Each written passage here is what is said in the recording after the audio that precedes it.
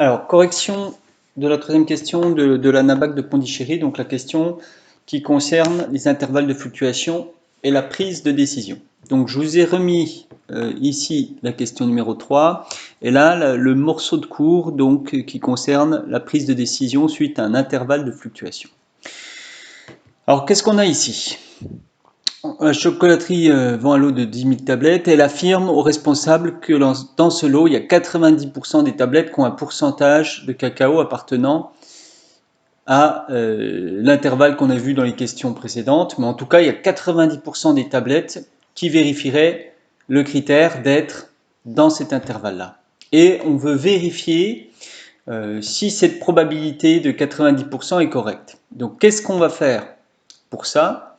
On va prélever un échantillon donc parmi ces 10 000 tablettes et on va regarder si la fréquence observée de tablettes donc, qui possèdent le critère dans cet échantillon est pas trop loin des 90% dont on a une affirmation par le responsable achat.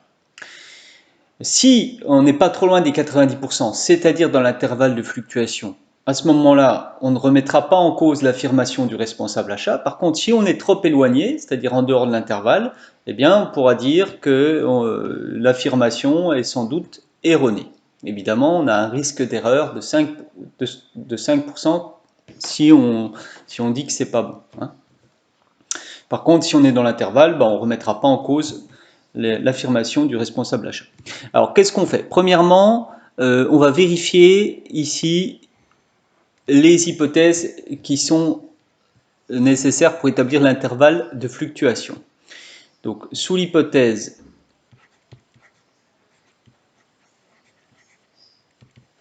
P ici égale 0,9, c'est ce qu'affirme, c'est notre supposition, c'est que la probabilité d'avoir le caractère, d'être là-dedans, elle est de 0,9. Eh bien, on a donc N. Alors, on va faire un échantillon de combien? De 550. Donc, voilà, c'est bien dit ici. On va prélever 550. Donc, ça, c'est la taille de notre échantillon. NP, à ce moment-là, 550 multiplié par 0,9, ça va faire 495. Donc, il n'y a pas de problème. C'est plus grand, évidemment, que 5. Et puis n fois 1 moins p, ça va faire 550 fois, bon j'écris mal, fois 0,1 et ça va faire 55, il n'y a pas de problème, c'est supérieur à 5 aussi. Bon, excusez-moi pour l'écriture, et puis, hop, voilà. Je vais essayer d'écrire un peu mieux.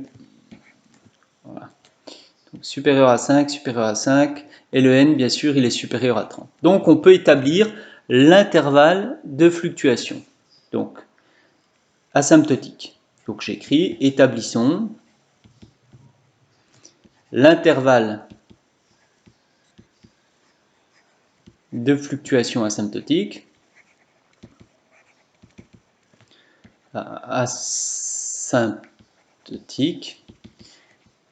pour les échantillons de taille 550. Alors ça, écoutez, c'est une formule. Donc ici, P0, moi je l'appelais P. Hein, on écrit P moins 1,96 fois racine. Alors la formule peut paraître un peu compliquée, mais en fait on la retient assez facilement sur racine de n. Donc P ici, vous remplacez par 0,9, ça fait 0,9 fois 0,1. Là, vous remplacez par 550. Et là, on va obtenir 0,8749. Voilà, j'ai arrondi. Donc moi, je vais arrondir à 3 chiffres. Donc si j'arrondis à 3 chiffres, je vais arrondir par défaut la bande de gauche et par excès la bande de droite.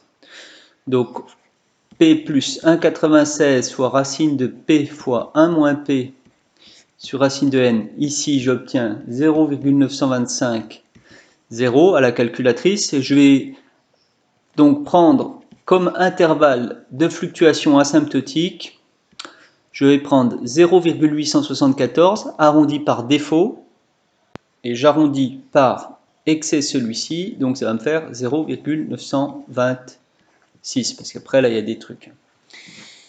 Donc voilà. Alors maintenant, qu'est-ce qu'on fait? On va calculer la fréquence d'apparition du caractère C dans l'échantillon en question. Ça, cet intervalle, il est valable pour tous les échantillons de taille 550. Dans notre échantillon,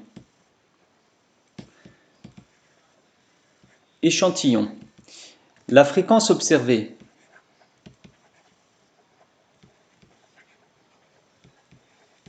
est F, donc on va calculer. Alors attention, parce que ce qu'on vous donne, je crois, c'est le contraire, c'est qu'il y en a 80 qui ne répondent pas aux critères. Vous voyez, c'est un peu vicieux. Alors, il faut faire 550 moins 80, 470. Donc, il y en a 470 qui répondent aux critères sur 550. Et ça, si vous tapez ça, ça vous fait 0,8545. Alors, est-ce qu'on est dans l'échantillon? Eh ben non.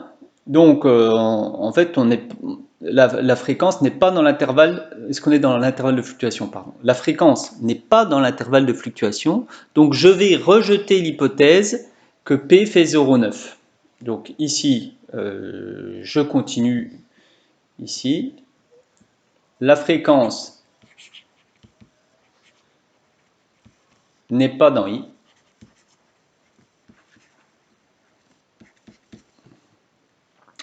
Donc, on rejette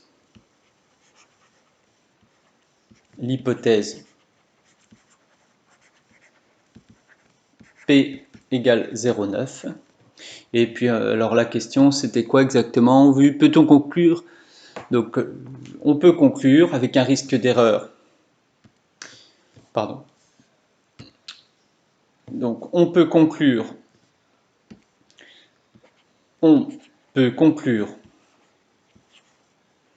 avec un risque d'erreur inférieur à 5% que l'affirmation est mensongère. Attention, on n'en est pas certain, hein, mais c'est en général ce qu'on conclut quand on fait des études statistiques. Et donc, toutes les études qu'on nous renvoie sans arrêt dans les informations, hein, dans les journaux, eh bien, quand on vous dit une étude à prouver, ben voilà, ça prouve, c'est finalement assez relatif.